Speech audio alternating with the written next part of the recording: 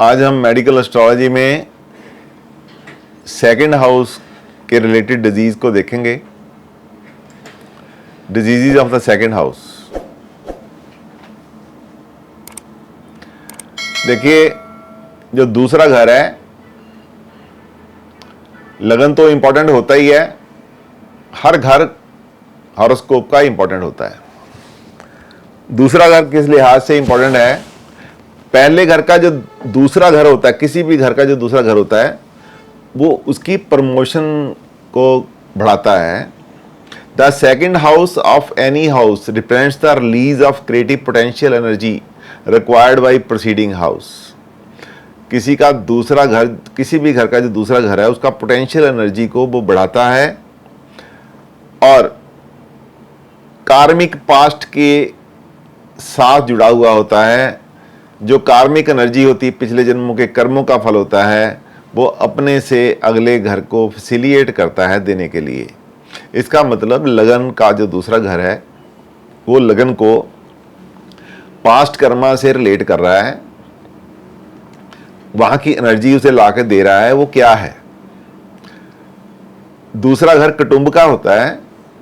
जो हमारे पूर्वजों ने हमारे लिए धन इकट्ठा किया हुआ है, उसको हम भोगते हैं, उसको हम इंजॉय करते हैं।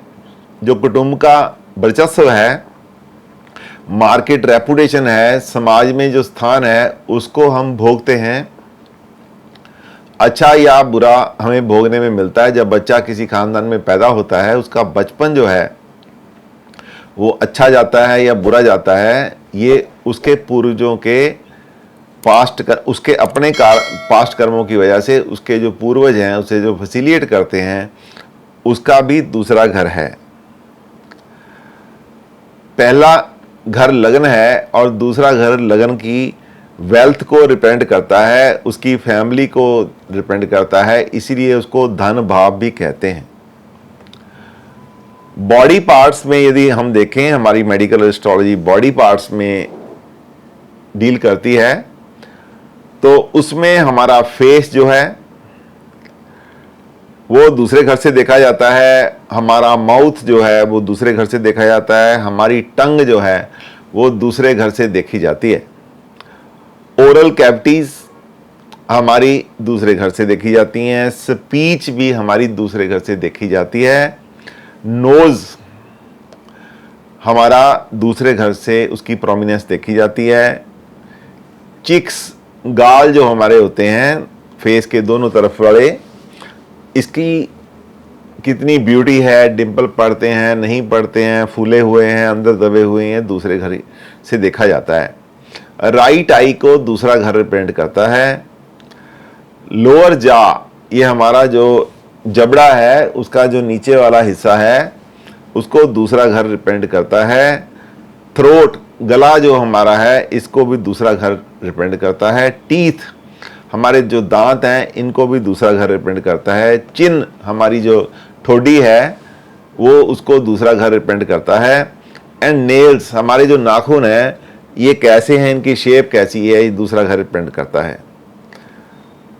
तो इस चैप्टर में हम क्या देखेंगे? So in this chapter we will discuss relating to these parts. तो इस चैप्टर में, दूसरा घर का जो चैप्टर है, इसमें हम इन्हीं स्पेयर पार्ट्स, बॉडी के जो हमारे अंग हैं, बॉडी के हमारे जो पार्ट्स हैं, इन से रिलेटेड, किन से रिलेटेड? हमारी टंग से रिलेटेड, हमारे फेस से रिलेटेड, हमारी चिन से रिलेटेड, हमारी स्पीच से रिलेटेड, हमारी चिक्स से रिलेटेड, राइट आई से रिलेटेड, लोअर जा से रिलेटेड, थ्रोट से रिलेटेड जो हमारी बीमारियां हैं, उन्हीं में हम डील करेंगे। और सबसे पहले आपको ये याद रखना पड़ेगा। याद रखना बड़ा आसान है। जो हम स्ट्रक्चर ऑफ द बॉडी है, मैं आपको एक पिक्चर भी भेज दूंगा, उसके हिसाब से आपको याद रखना है। अब मैं पढ़ के भी सुना रहा हूं आपको। तो however this house is also 6th end of 9th। हमारा ये जो घर है, ये 9वां घर का 6ठा घर है। तो इसका क्या मतलब हो गया?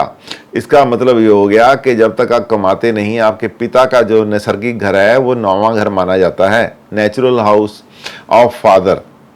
Till you you are independent, तो फादर को 9वें घर से देखते हैं।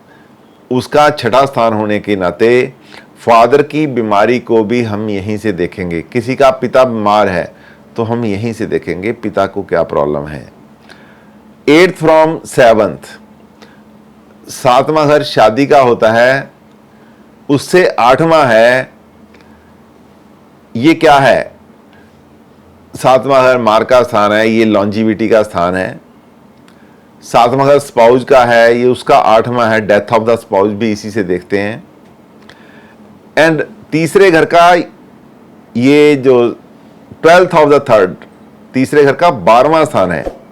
तो लॉसेज जितने हैं, एक्सपेंडिचर हैं, हॉस्पिटलाइजेशन है और यंगर सिबलिंग्स पे जितना खर्चा आता है, आपके भाई बहनों का एक्सपेंडिचर, आपके भाई बहनों पे खर्चा, आपके भाई बहनों की जो लॉन्जिविटी है, वो भी हम इसी घर से देखेंगे, क्योंकि ये तीसरा घर छोटे भाई बहनों का होता है, मित्रों का होता है, और ये उसका 12वां होने के नाते उनका लॉस है, उनके जितने लॉसेज हैं किसी भी तरह के, वो हम यहीं देखेंगे। इवन हम तीसरे घर में यदि आपके छोटे भाई बहनों पे आपका हॉस्पिटलाइजेशन का खर्चा होता है, वो भी इसी घर से देखेंगे। Death of the younger siblings भी हम इसी घर से देखेंगे। अब उसके बाद while the first house and first lord is taken of Brahma, आपको मालूम है ब्रह्मा क्रिएटर है, इस सृष्टि का क्रिएटर ब्रह्मा जी हैं। पहला घर उन्हीं के नाम से है, पहले घर को ब्रह्म स्थान बोलते हैं, ब्रह्मा का घर बोलते हैं। अब यदि एक क्रिएटर है तो उसके लिए पहला घर हमने दे दिया। अब सेकंड हाउस किसको देंगे? तो भगवान विष्णु को सेकंड हाउस देते हैं। जो इंसान इस दुनिया में आ गया है, उनको पालन पोषण उसका कौन करता है, उसको सस्टेन कौन करता है? Vishnu is a sustainer of this universe. इसलिए दूसरा घर हम विष्णु के नाम करते हैं, भगवान विष्णु के नाम करते हैं। पहला भगवान ब्रह्मा जी के नाम किया, दूसरा घर जो है एस्ट्रोलॉजी में विष्णु भगवान के नाम किया जाता है।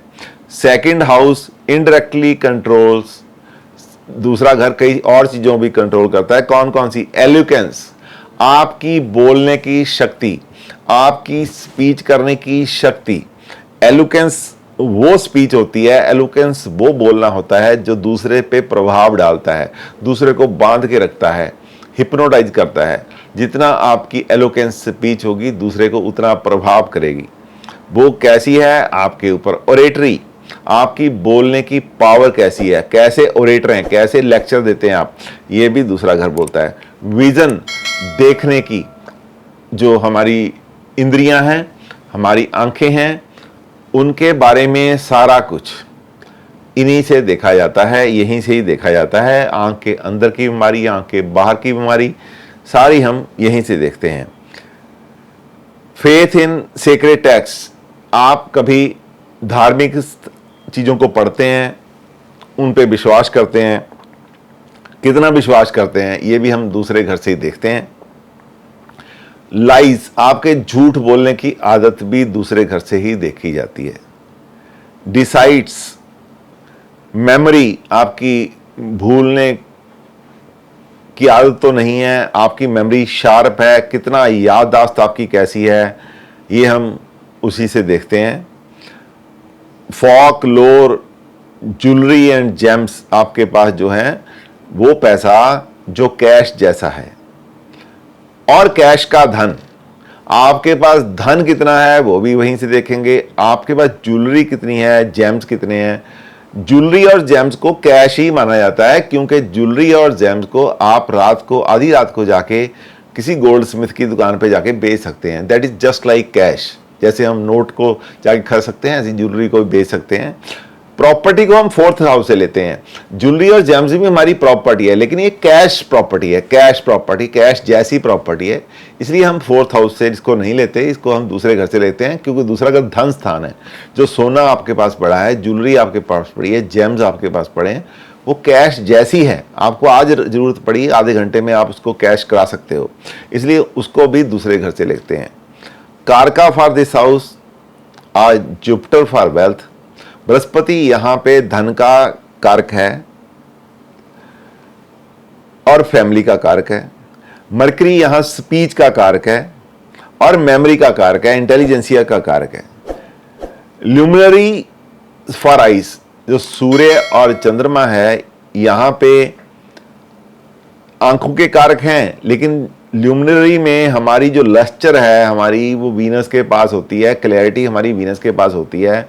इसलिए हम सन और मास को आइज का कारक मानते हुए वीनस के हमारे पास जो फेस पे हमारी लस्टर है, हमारी ब्यूटी है, हमारी कॉस्मेटिक है, वो जितनी है वो वीनस से हम देखते हैं। हमारे नैन नक्श कैसे हैं, वो सारा वीनस आपकी ब्यूटी को दर्शाता है। एंड फेशियल लस्टर, जो फेशियल में फेस पे आपके चमक है, आभा है, उसको हम वीनस से देखते हैं।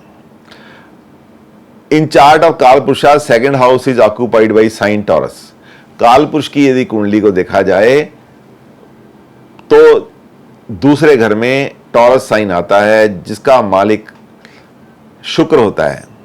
तो हमें जरूरी है कि हम शुक्र, इसके मालिक को भी देखें, वो स्टोन कैसी उसकी स्ट्रेंथ है, उसकी अफ्लिक्शन अच्छे ग्रहों से है या बुरे ग्रहों से है, उसको अच्छे घर देख रहे हैं या बुरे घर देख रहे हैं, साथ में अच्छे घर बैठे हैं या बुरे घर बैठे हैं। और उस घर को, टॉरस साइन को भी देखें। टॉरस साइन कहीं भी पड़ा हो, Taurus sign represents your face, और उसकी जितनी अच्छे ग्रह उसमें बैठे होंगे, जितने अच्छे ग्रह उस घर को देखते होंगे, आपकी फेस की आभा उतनी बढ़िया होगी। और जितने बुरे ग्रह वहाँ पे पड़े होंगे या उसको देख रहे होंगे, उतनी आभा आपकी फेडेड होगी। इसलिए टॉरस साइन भी उतना ही इंपॉर्टेंट है, वीनस प्लैनेट भी उतना ही इंपॉर्टेंट है। हम दोनों को यहाँ पे कंसिडर करेंगे। और डिजीज़ को भी हम यहीं से देखेंगे कि जो है इसके रिलेटेड, जब भी शुक्र कोई गलत ग्रह के पास होगा या गलत घरों में पड़ा होगा, उससे रिलेटेड बीमारी भी आपको हो सकती है।